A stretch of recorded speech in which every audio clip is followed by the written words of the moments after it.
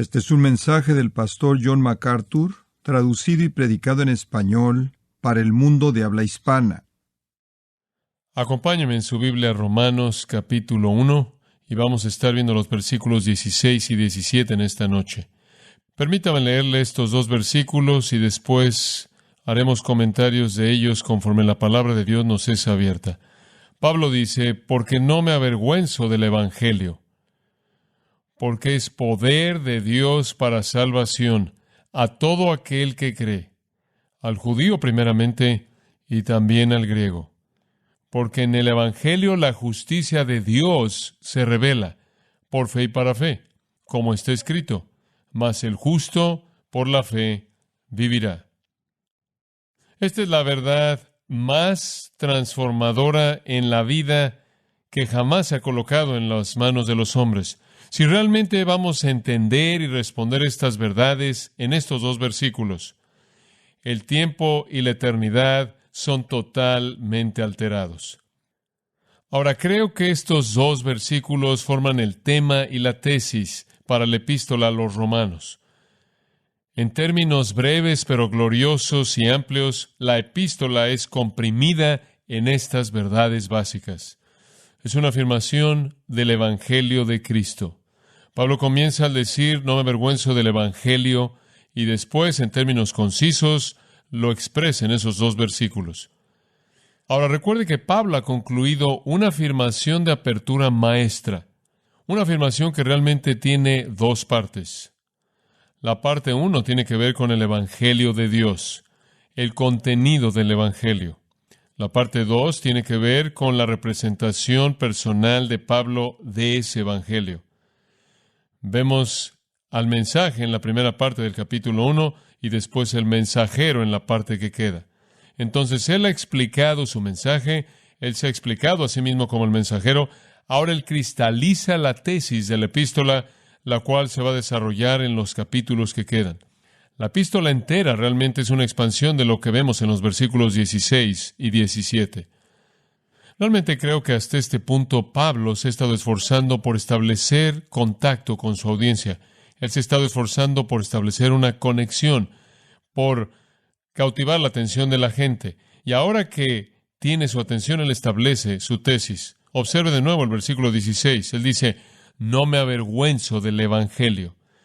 Esa frase es la última afirmación en la sección que trata con su ministerio. Él cierra esa sección al decir, no me avergüenzo. Y después él dice, del Evangelio. Y eso presenta su tema. El tema es el Evangelio de Cristo. Pablo no se avergüenza del Evangelio de Cristo. Todos los religiosos preparados, todos los filósofos de Roma, no intimidan a Pablo. No lo intimidaron en Atenas, no lo intimidaron en Corinto, no lo intimidaron en Éfeso, ni siquiera lo intimidaron en Jerusalén, y no lo van a intimidar aquí.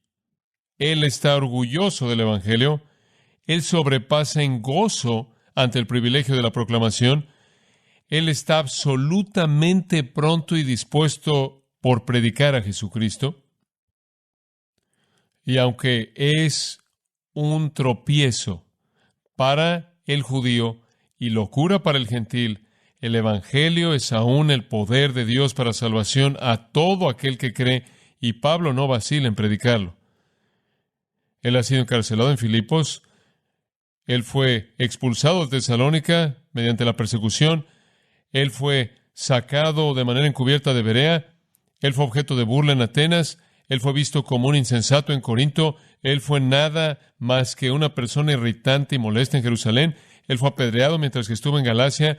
Sin embargo, él está pronto a predicar el Evangelio también en Roma.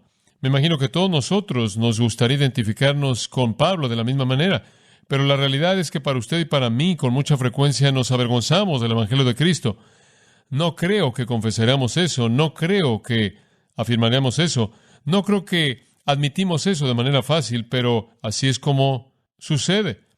Porque son en esas ocasiones cuando podremos hablar que no hablamos, cuando esas ocasiones vienen, cuando podremos ser valientes que no lo somos. Enfrentamos la hostilidad del mundo, enfrentamos la naturaleza no impresionante del Evangelio, habla de pecado y sangre y muerte, se oye tan insensato y tan tonto para los hombres, y tememos de lo que podrían pensar, y entonces tendemos a estar callados cuando debemos hablar. Pero Pablo, de manera tranquila, vio el menosprecio de los incrédulos, él entendió el menosprecio y el ridículo de aquellos que rechazaban a Cristo, él enfrentó la muerte misma por el Evangelio, pero ni siquiera una vez se avergonzó de Cristo. Timoteo sí, pero Pablo nunca.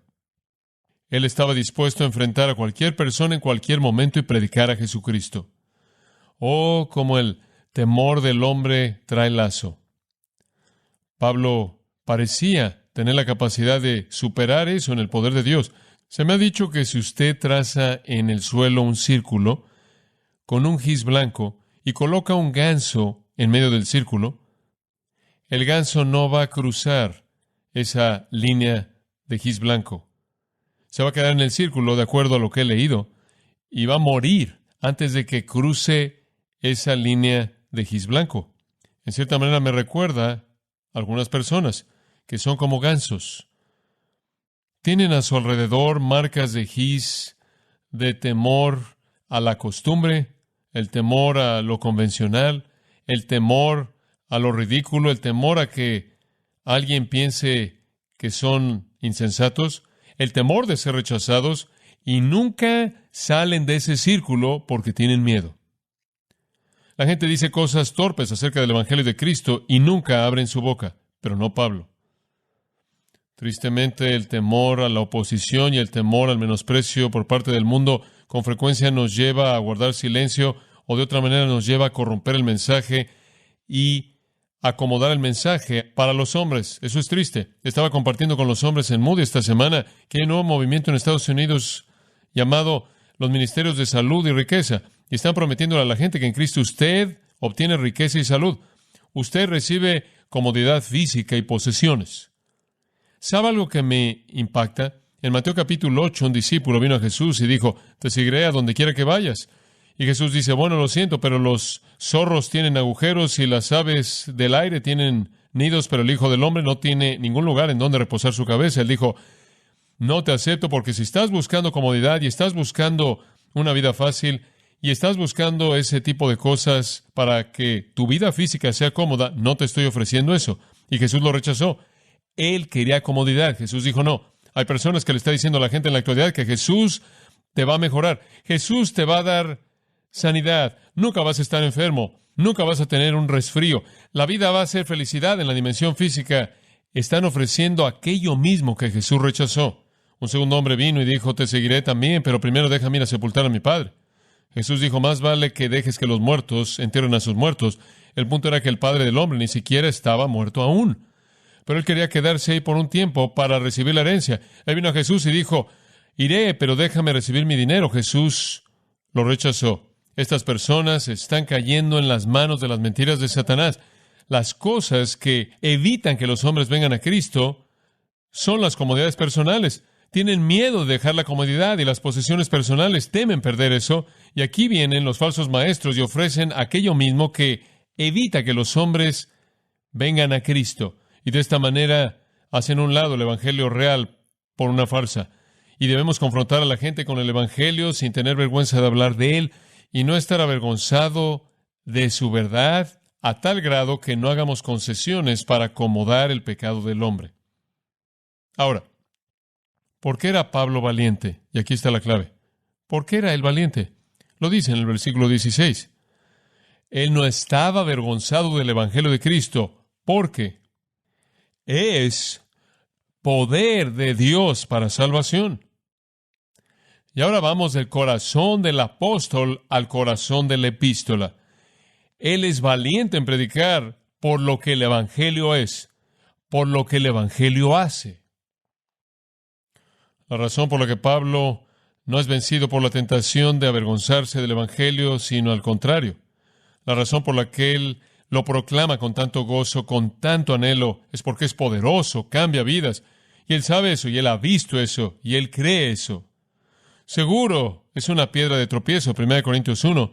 Y claro que es necedad, pero también es el poder de Dios para salvación para aquellos que creen, y él sabe eso.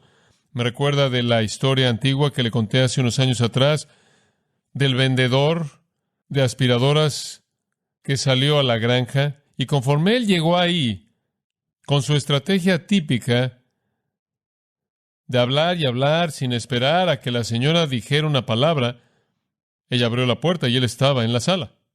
Él dijo: señora, quiero hablarle a usted de esta aspiradora. Va a aspirar todo lo que hay en esta casa. Usted tiene que tener cuidado porque usted podría hasta perder su piso porque es tan poderosa.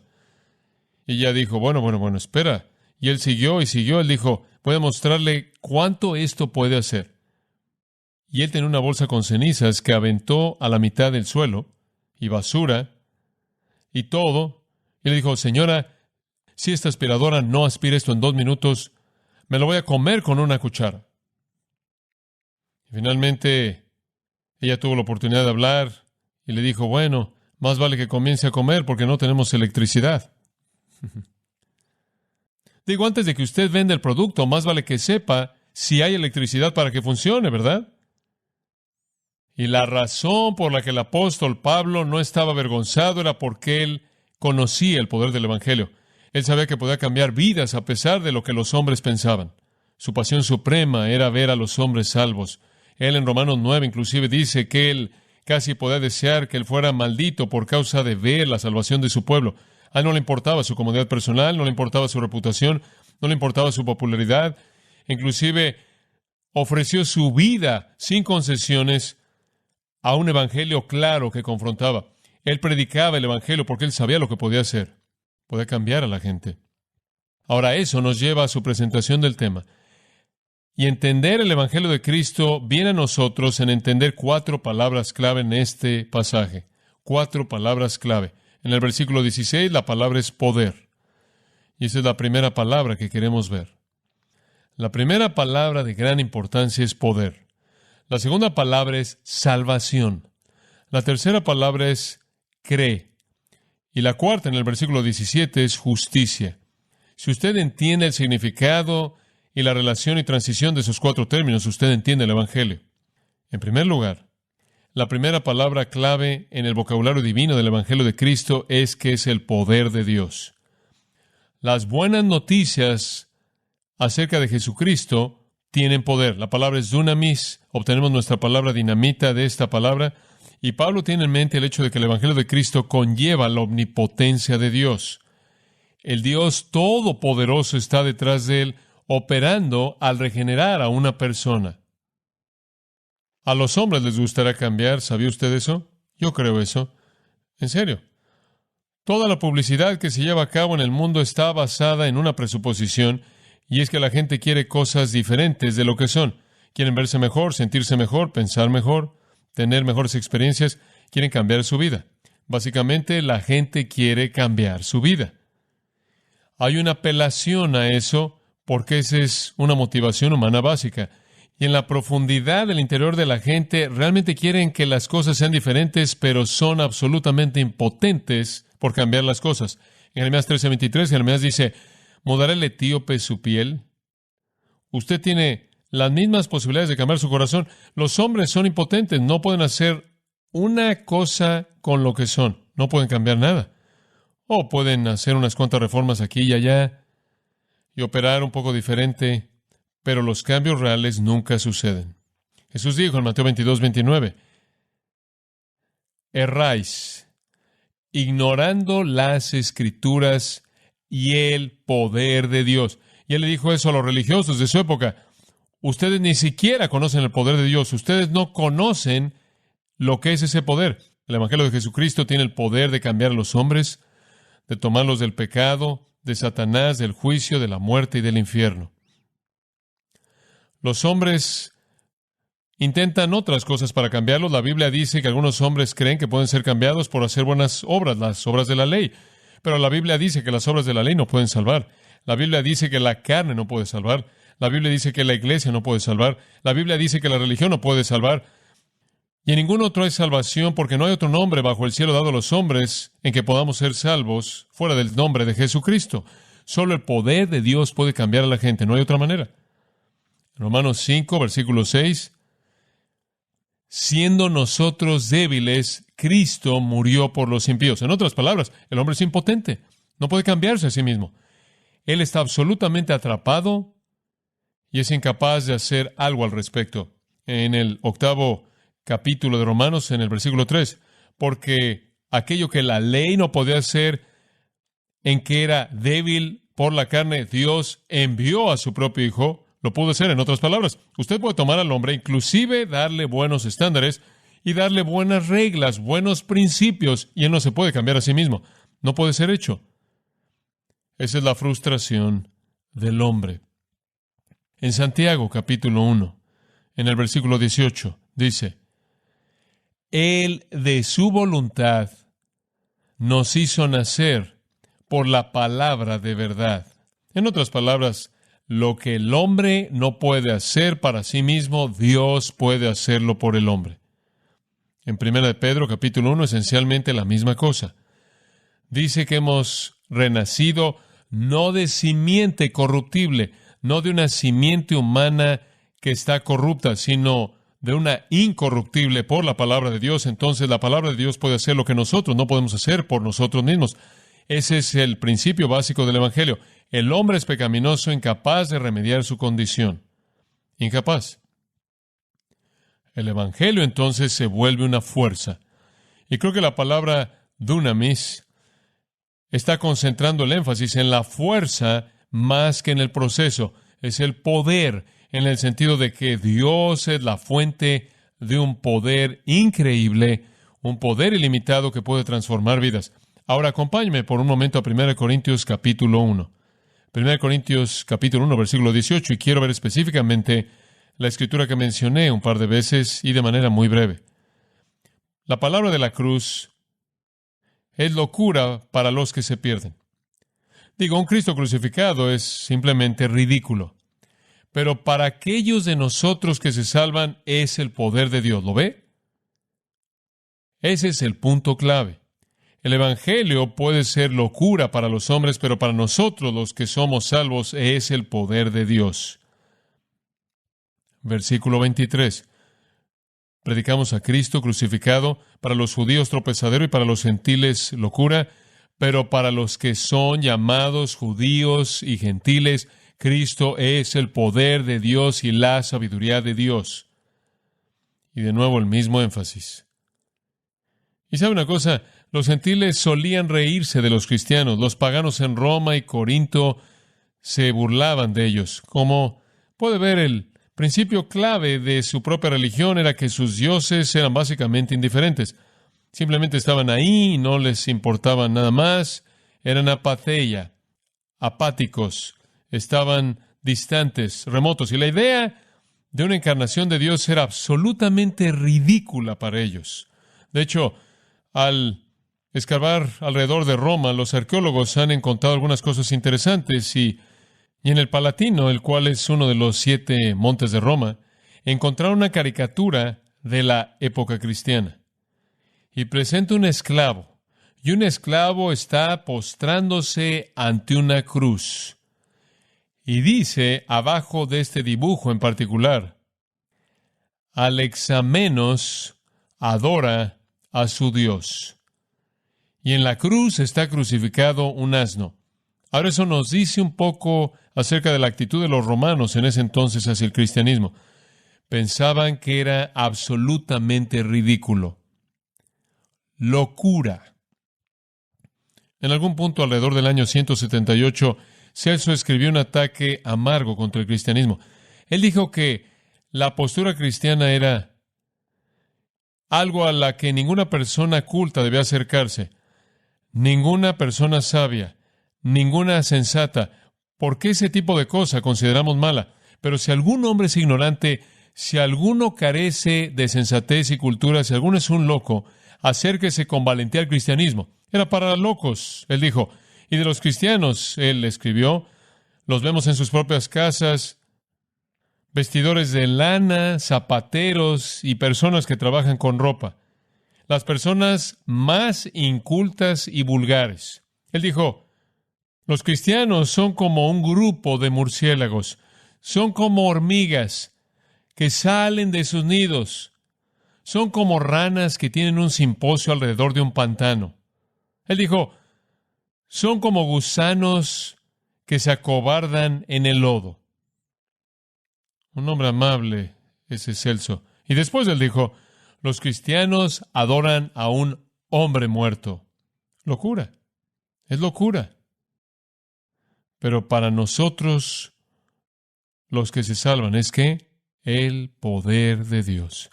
El mundo se burla de nosotros, se mofa de nosotros, pero nosotros conocemos la verdad, ¿no es cierto? Y debido a que es el poder de Dios, en 1 Corintios capítulo 2, conforme Pablo sigue, él dijo, cuando vine a vosotros, no vine con palabras persuasivas de humana sabiduría, les declaré el testimonio de Dios y determiné no saber nada entre vosotros fuera de Jesucristo y el que he crucificado. Él tuvo un mensaje y fue el mensaje mismo que ustedes menospreciaron. En la cruz, búrlense si quieren, todavía es el poder de Dios y entonces predico la cruz para que vuestra fe no repose en la sabiduría de los hombres, sino en el poder de Dios. He visto el mensaje de la cruz transformar a cientos, miles de personas en mi vida. Que el mundo diga lo que quiera. La evidencia está ahí. Y la cruz nos transforma. Más adelante, en 1 Corintios 4, versículo 20, Pablo dice, el reino de Dios no consiste en palabras, sino en poder. Digo, usted sabe, lo más grande, lo más importante en mi vida es saber que Dios me usa a mí como un canal para cambiar a la gente para el tiempo y la eternidad. Es increíble. Increíble. Veo mi propia vida. Tengo ciertas debilidades en mi propia vida con las que lucho a lo largo de toda mi vida y realmente no parece que puedo hacer mucho para evitarlas. Tengo limitaciones en mi mente, tengo limitaciones en mi cuerpo físico, tengo limitaciones en mis percepciones. No puedo hacer nada por ellas. Sin embargo, Dios me usa para que sea la herramienta para cambiar el ser de alguien de manera total. Increíble. Ese es el poder de Dios. Entonces, detrás del Evangelio está el poder. ¿Cuánto poder está detrás del Evangelio? Le voy a decir. La Biblia dice que Dios tiene gran poder, Salmo 79:11. La Biblia dice que Dios tiene poder fuerte, Salmo 89:13. La Biblia dice que Dios tiene poder glorioso, Éxodo 15:6. Él tiene poder grandioso, Job 9:4. Él tiene poder eterno, Isaías 26:4. Él tiene poder soberano, Romanos 9:21. Él tiene poder eficaz, Isaías 43:13. Él tiene poder irresistible, Deuteronomio 32:39. Él tiene poder incomparable, Salmo 89:8. Él tiene poder inescrutable, Job 5:9. Él tiene poder. Jeremías 10:12 dice, Él es quien hizo la tierra por su poder. Jeremías 27:5 dice, soy yo quien por mi gran poder y mi brazo extendido he hecho la tierra. En el Salmo 33:8 y 9 dice que toda la tierra tema a Jehová, que los habitantes del mundo estén asombrados de Él, porque Él habló y existió. ¡Qué poder! ¡Qué poder! Por el mismo mandato poderoso, el Señor mantiene el universo. Detrás de cada milagro en la Biblia está el poder de Dios. Dios puede partir el mar. Dios puede traer alimento del cielo. Milagro tras milagro muestra su poder. Pero realmente creo que la expresión más grande de su poder se encuentra en su poder para salvar, para transformar a la gente, para cambiar su naturaleza, su tiempo y su eternidad. Salmo 106, versículos 8 y 9, Él los salvó por causa de su nombre, para que Él diera a conocer su poder grande. Como puede ver, la manifestación de su poder viene en la salvación. El Nuevo Testamento presenta el mismo poder. En Mateo 28:18, Él dijo, toda potestad o poder me es dado. Él tuvo el poder para echar fuera demonios. Él tuvo poder sobre la enfermedad, sobre enfermedades, sobre toda enfermedad, para sanar. Él tuvo poder sobre el universo para proveer para las necesidades de la gente. Él tuvo el poder para calmar la tormenta, poder para caminar sobre el agua. Él tuvo poder sobre la muerte. Él llamó a Lázaro de la tumba. Él le dio vida al hijo muerto de la viuda de Naín. Él le dio vida a la hija de Jairo. Él se resucitó a sí mismo de los muertos, pero sobre cualquier otra cosa, Romanos 1:16 lo dice, Él tuvo el poder de Dios para salvación. Él tuvo poder para salvar. Esa es la primera palabra clave. Poder. Y ustedes nunca deben, amados, escúchenme, Ustedes nunca deben, ni yo tampoco, entretener el pensamiento de avergonzarnos del Evangelio de Cristo, porque es el poder de Dios. Que pase lo que pase. Segunda palabra, salvación. Es el poder de Dios para Astrián, el poder de Dios para salvación. Oh, esa es una gran palabra. El poder es visto en la salvación, porque los hombres, dice Efesios 2, están muertos y la salvación y el acto de salvación de Dios los hace tener vida, vivir para siempre, limpiarlos de pecado y aptos para el reino de Dios. La palabra salvación es usada 18 veces por Pablo, 5 veces en Romanos, y la forma del verbo 29 veces por Pablo, 8 veces en Romanos. Es una palabra esencial, significa liberación. Significa liberación. Yo prediqué una ocasión y estaba predicándole a jóvenes en una reunión de jóvenes y usé la palabra ser salvo, y alguien dijo, ustedes jóvenes necesitan ser salvos, y alguien se me acercó después y dijo, no deberías usar esa palabra, no es contemporánea. Nunca lo olvidaré, una dama. Ella dijo, esa palabra no es contemporánea, los jóvenes realmente no pueden entender esa palabra, tienes que usar una palabra mejor. ¿Quieres saber una cosa? No pude pensar en una mejor palabra. Esa fue la palabra de Dios. ¿Sabe una cosa? Mi primera reacción fue, señores, es la palabra de Dios. No me interesa cuál es su palabra, esa es la palabra de Dios. ¿Qué significa ser salvo? Significa ser librado. ¿De qué? Del pecado y Satanás y el juicio y el infierno y la muerte. Y solo el Evangelio de Cristo tiene el poder para hacer eso. El paso seguro a través de las pruebas humanas y su paso seguro por el juicio divino y su entrada a la bendición eterna se encuentra en que sea salvo. Incluye perdón, incluye escapar de la ira, incluye vida en el Espíritu, incluye resurrección, incluye la eternidad. El Evangelio es el poder eficaz, activo en el mundo para traer liberación para los hombres de la ira de Dios, del pecado y Satanás y el juicio y la muerte y el infierno. Yo creo que la cultura en la que Pablo escribió estaba lista para este mensaje. Creo que estaban buscando salvación. Los hombres lo están haciendo en la actualidad. O piensan que necesitan salvación económica, o salvación política, o salvación social. Simplemente necesitan actualizar sus vidas en su sociedad, pero están buscando salvación. En ese entonces lo estaban haciendo. ¿Sabía usted? Hubo un tiempo, en el tiempo de Pablo, cuando la filosofía griega estaba volviéndose más y más aquello que era interno.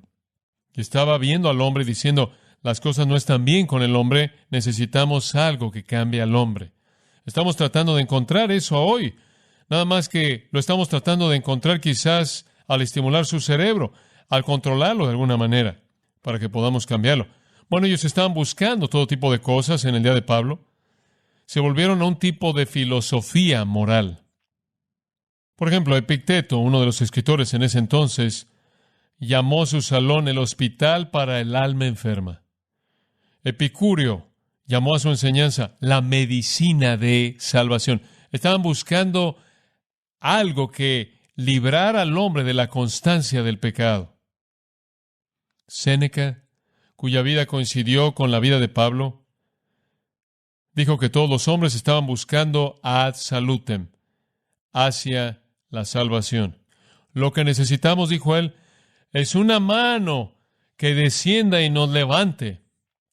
Los hombres, dijo él, están conscientes de manera abrumadora de su debilidad y su ineficiencia en cosas necesarias. Y él dijo que él mismo era un homo non tolerabilis, un hombre que ni siquiera debía ser tolerado. Él dijo, a los hombres les encantan sus vicios, pero solo traían desesperanza y los hombres necesitaban salvación. Los hombres siempre han necesitado eso.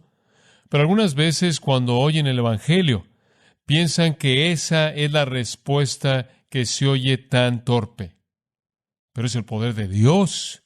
La salvación tiene muchas dimensiones. Cuando un hombre o una mujer es librado de la infección de la vida. Somos salvos, dice Hechos 2:40, de una salvación perversa y torcida. Somos cubiertos, por así decirlo, con un antiséptico divino. La salvación no solo es de la infección de la vida, sino que la salvación es de la condición perdida. Jesús dijo que Él había venido para buscar y salvar lo que se había perdido. Como puede ver, el hombre está en el camino equivocado, no sabe hacia dónde va, de dónde viene ¿O dónde está? Él está perdido y de pronto, cuando Él viene a Cristo, instantáneamente Él sabe de dónde vino, a dónde va y en dónde está. Significa salvación del pecado. El hombre es un esclavo al pecado hasta que Cristo los libera. Significa salvación del juicio inevitable de Dios. En ese sentido, es una salvación escatológica que culmina en una eternidad triunfal. Los aspectos diversos de la salvación, por cierto, nos serán desarrollados a lo largo de la epístola a los romanos.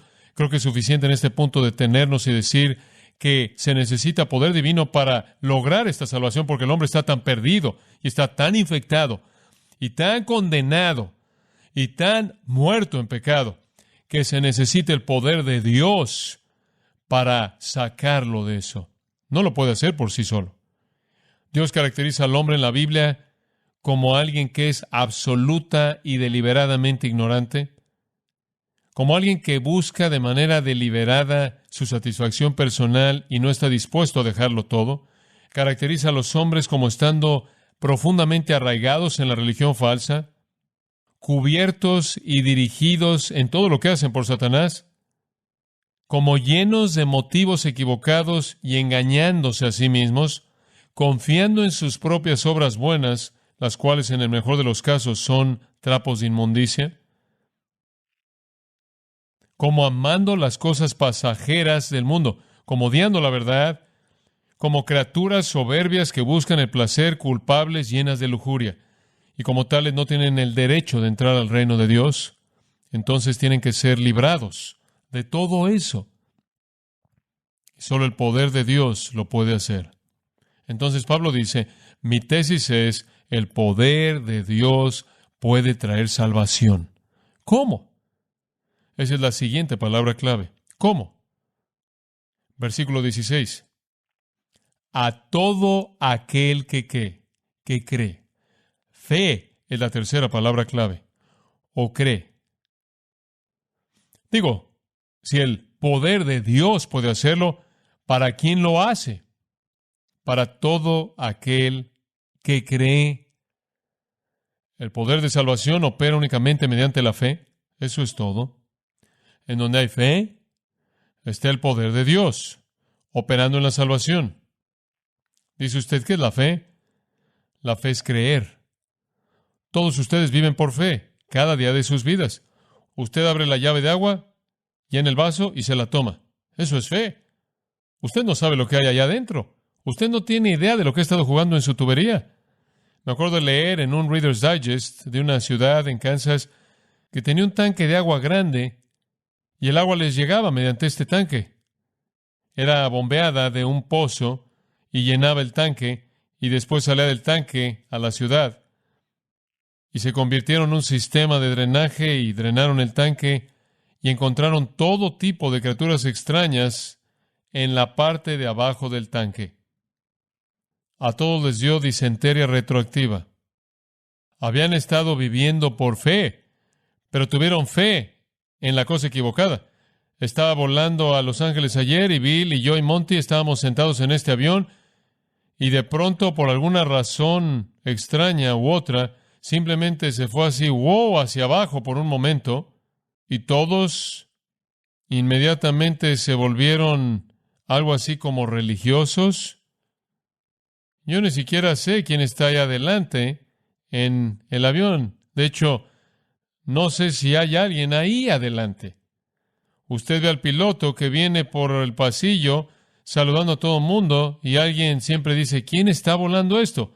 Vivimos por fe todo el tiempo. La fe es confianza. Usted va a un restaurante y usted come lo que le dan. Todos vivimos por fe. Digo, esa es la única manera en la que usted puede sobrevivir. Dios ha colocado en el corazón del hombre que él entienda lo que es vivir por fe. Y fe en la dimensión espiritual es muy diferente de ese tipo de fe. No obstante, es la misma idea. Es confiar y creer.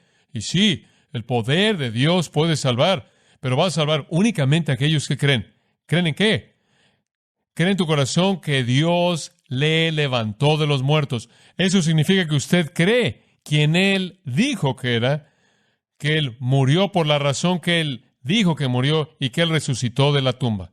Y si usted cree por gracia sois salvos por medio de la ¿qué? Fe, y eso no de vosotros, pues es don de Dios, no por obras, para que nadie se gloríe. Fe. La salvación no es profesar el cristianismo. No es eso. La salvación no es bautizo. La salvación no es reforma moral. La salvación no es asistir a la iglesia. No es conformarse a reglas. No es disciplina personal y refrenarse. No es moralidad. Tantas personas creen que son salvas por las razones equivocadas. Me senté junto a una mujer camino a Chicago. He tenido todo tipo de experiencias esta semana que son increíbles. Me senté junto a esta señora de 78 años de edad. Y me senté junto a ella y tenía una pequeña sonrisa en su rostro. Ella había ido a visitar a su hija en California. Ahora iba de regreso a algún lugar en la parte norte de Michigan. Y después de un rato ella percibió que yo era un ministro. Y ella dijo, ¿es usted un reverendo? Yo le dije, bueno, no sé de reverendo, pero soy pastor. Yo dije, ¿usted tiene una iglesia a la cual asiste? Ella dijo, soy católica. Dije, oh, ¿usted conoce a Jesucristo como su Salvador personal? Ella dijo, oh, he ido a la iglesia católica toda mi vida. Yo dije, bueno, eso es interesante.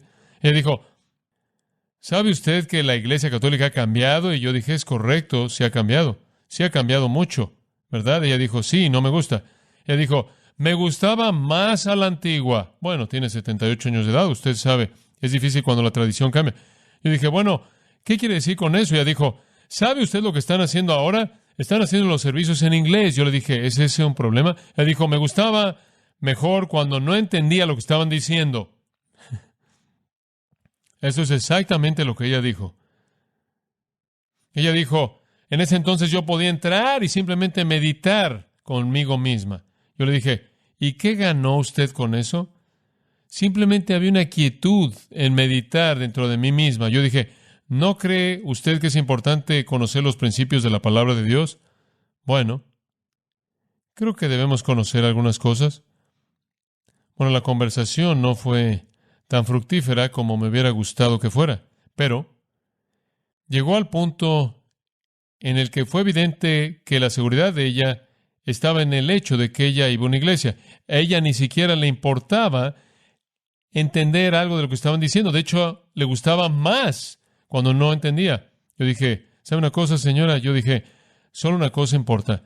A su edad, cuando usted deje esta vida, que usted esté lista para encontrarse con Dios, porque usted conoce a su Hijo, el Señor Jesucristo, no a la iglesia a la que usted fue. No sé, espero que ella piense en eso. La salvación no viene mediante la iglesia. La salvación viene porque un hombre o una mujer reconoce que él no tiene recursos y se ve a sí mismo perdido y muerto y ve la inmundicia y la deformidad de su pecado y él percibe la corrupción de su pecado, la contaminación de su naturaleza y él se ve atraído a Cristo como un remedio. Y él ve a uno que murió por su pecado y que conquistó su pecado y pagó el precio y quiere darle vida nueva y él dice, yo creo. ¿Importa quién es ese hombre? Dice en el versículo 16, a todo aquel que cree, judío o griego, al judío primero y también al griego. Sí, la supremacía de la salvación fue extendida a los judíos. La salvación tiene relevancia primordial para los judíos debido a que fueron el pueblo escogido de manera especial por Dios.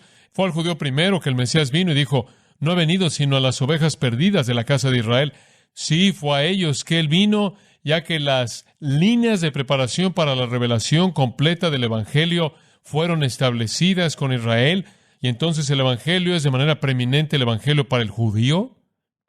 El gran comentarista Robert Aldane tiene un gran pensamiento claro de esto. Escuche conforme leo lo que él escribió.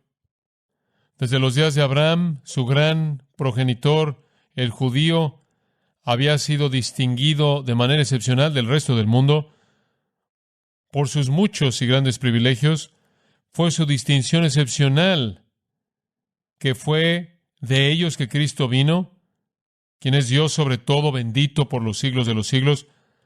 De esta manera, como compatriotas de Él, fueron la familia real de la raza humana, con respecto a esto más elevada por encima de cualquier otra, y heredaron la tierra de Manuel, mientras que por lo tanto el pacto evangélico y como consecuencia la justificación y la salvación, de la misma manera consideró a todos los creyentes. Los judíos tuvieron el primer rango como el pueblo antiguo de Dios, mientras que las otras naciones eran extranjeros de los pactos de la promesa. La predicación del Evangelio debía ser dirigida primero a ellos, y al principio únicamente a ellos.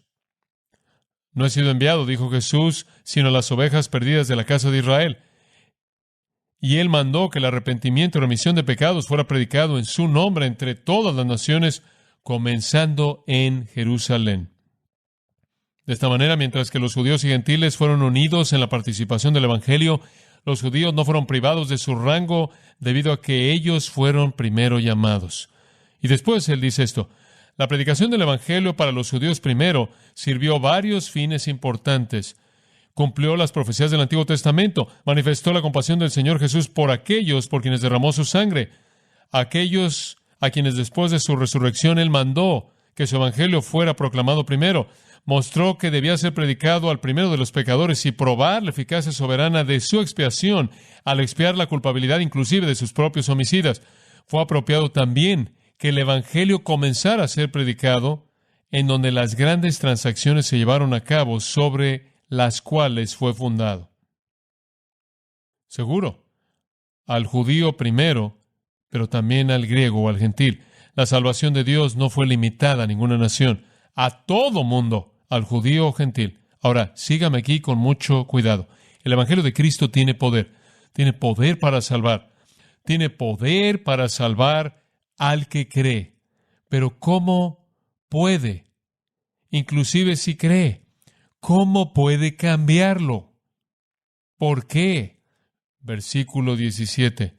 Porque en Él, esto es en el Evangelio, la justicia de Dios es revelada.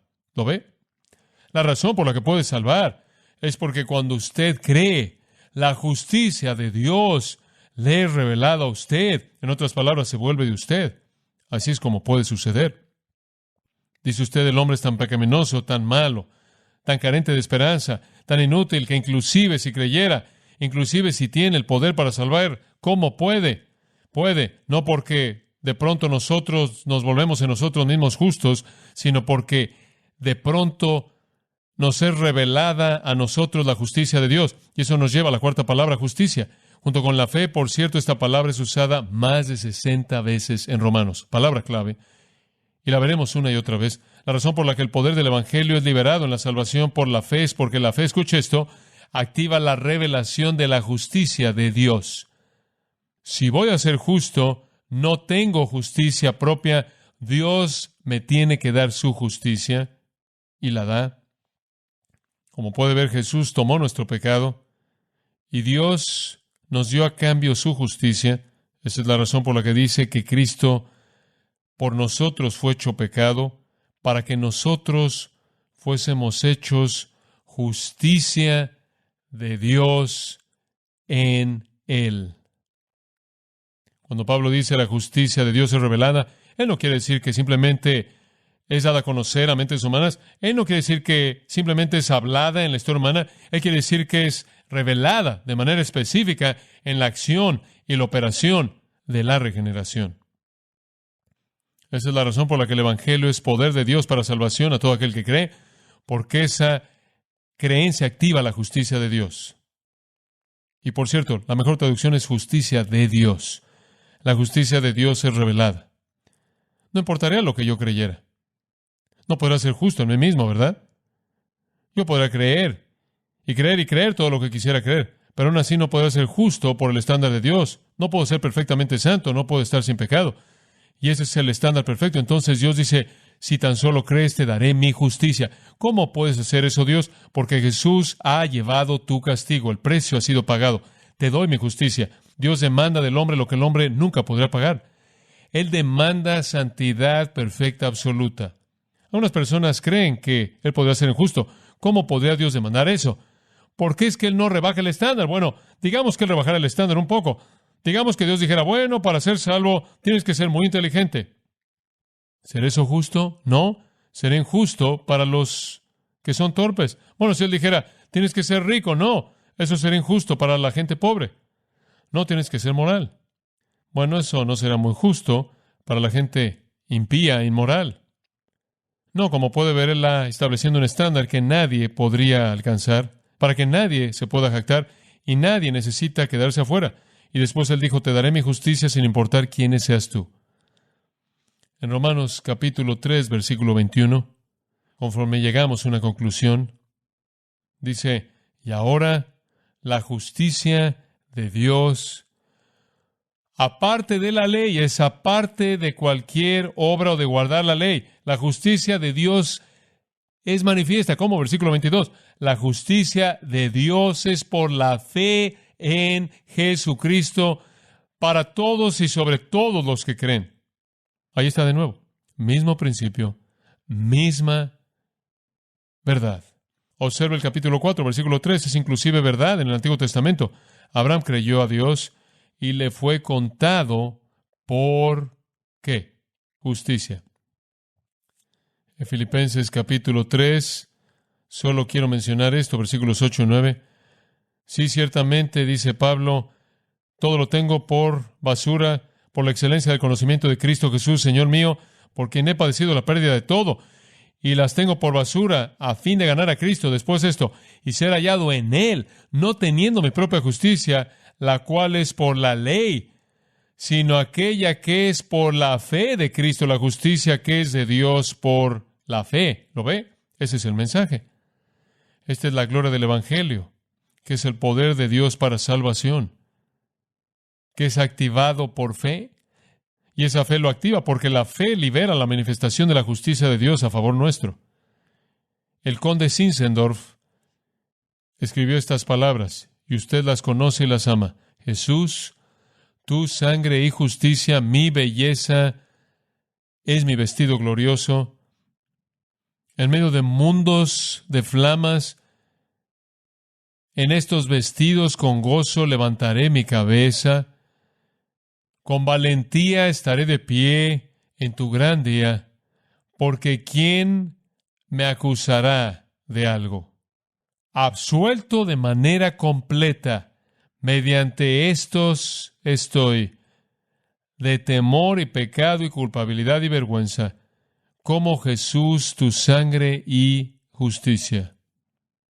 Entonces dice él en el versículo 17, la justicia de Dios es revelada. Y después esta pequeña frase, de fe y para fe, como está escrito, el justo por la fe vivirá. ¿Qué significa de fe y para fe? Creo que tiene la misma idea que toda persona que cree. Lo podría ver de esta manera. Él dice, y la justicia de Dios es revelada observe esto, de fe a fe, a fe, a fe, a fe, a la fe de cualquier persona, o la fe de toda persona, sin limitaciones. La veo moviéndose por el mundo de fe a fe, a fe, a fe, así como fue en el Antiguo Testamento. No es nada nuevo. Habacuc 2:4. El justo por la fe vivirá. Nada nuevo. Abraham creyó a Dios y le fue contado por justicia. No, el trabajo de mis manos puede cumplir las demandas de la ley. ¿Podría mi celo no conocer enojo? ¿Podrían mis lágrimas fluir para siempre? Todo por el pecado no podría expiar. ¿Cuál es la siguiente frase?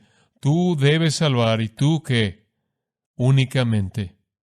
Eso es de Roca de las Edades. Entonces Pablo presenta el tema del Evangelio: poder, salvación, fe y justicia.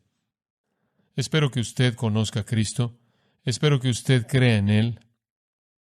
Cierro con esto. Uno de mis misioneros favoritos es Juan G. Patton. Él fue a las Nuevas Híbrides llenas de caníbales. Y cuando él llegó a las Nuevas Híbrides, él llegó a una isla en el momento cuando había una epidemia terrible. La gente estaba muriéndose de enfermedad. Había reducido drásticamente el número de pobladores. Él fue a las chozas de la gente enferma y trató de cuidar de ellas. Él sepultó a los muertos. Él atendió a los moribundos. Y cuando la epidemia había acabado, Él fue recibido por todos y lo amaron. Y se quedó con ellos. Él primero pensó en aprender su idioma. Él comenzó a escuchar cómo hablaban, escribir en un cuaderno todas las palabras y frases que él aprendió. La gente del lugar se acostumbró a que él siempre tenía un cuaderno y se detenía a la mitad de una conversación para escribir algunas cosas. Después llegó un momento en el que él decidió que debería traducir algo del Evangelio a su idioma, pero no tenían palabra en su vocabulario para fe, o confiar o creer. Simplemente no confiaban en nadie. Pero usted no puede traducir mucho en la Biblia sin una palabra para eso. Y entonces comenzó a pensar. En un momento de frustración, él comenzó a cazar venados. Y mataron a un animal parecido a un venado. Y comenzaron a cargar la presa de regreso a la casa del misionero. El clima se encontraba en el punto del Ecuador, en el globo opresivo. El monte en el que cazaron no tenía rutas. Y finalmente llegaron de regreso absolutamente agotados. Tiraron su carga pesada. Y todos simplemente se dejaron caer en el pasto. Un nativo dijo, «Oh, es bueno estirarte a ti mismo aquí en la sombra». Juan Patton se levantó rápidamente del pasto, emocionado porque ese compañero había recitado esa oración una y otra vez. Y él escribió todo en su cuaderno. Y después él tradujo Juan 3:16 de esta manera. Porque de tal manera amó Dios al mundo, que dio a su Hijo unigénito, para que todo aquel que se estira a sí mismo sobre él, no perecerá, sino tendrá vida eterna. Eso es fe. Y activa la justicia de Dios a favor de usted. Gracias, Padre, por nuestro tiempo compartido en esta noche. ¡Qué buena noche! No puedo pensar en un mejor lugar en donde estar, a menos de que sea tu presencia, al estar aquí. Siento mucho por aquellos que no están aquí, porque se pierdan los testimonios, el gozo, el gusto, la verdad de la palabra. Pero te doy gracias por aquellos de los que están aquí, por tu designio divino. Si hay alguno en medio de nosotros que no ha experimentado aún las maravillas de la salvación, que conozcan eso antes de que se vayan en esta noche, que la vida de ellos esté en tus manos, que ellos por la fe reciban el poder de Dios para salvación y sean destinatarios de tu justicia. Gracias, Padre, por un buen día. Bendice a toda alma apreciada aquí en esta noche, y que esta verdad dada a nosotros sea algo que le demos a otros para que ellos te puedan conocer.